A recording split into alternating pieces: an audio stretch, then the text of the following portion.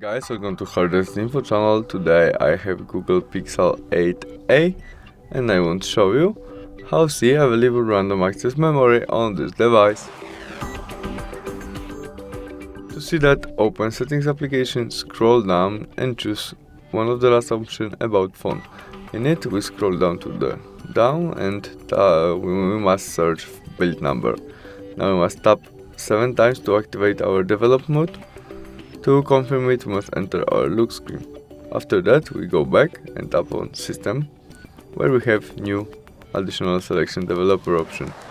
And there we can read first memory, and there we can read information about our available random access memory.